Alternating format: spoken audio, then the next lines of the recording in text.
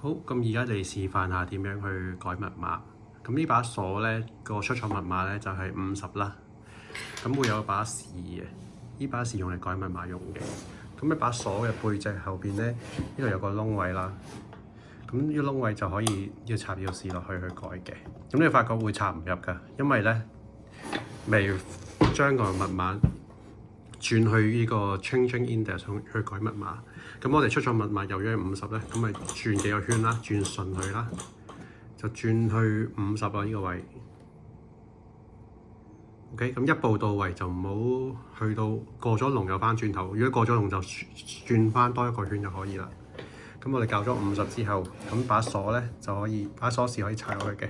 嗱，咁樣插入去之後咧，我哋咁樣拍翻上嚟，咁呢個時候可以改密碼啦。譬如話我哋想改做70，咁啊轉翻順4-5個圈啦，唔緊要嘅，轉多冇所謂嘅。咁啊去到一步到位，去到呢個70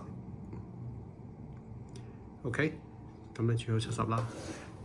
咁你改好咗咧，咁樣拍翻落嚟，咁就改咗噶啦。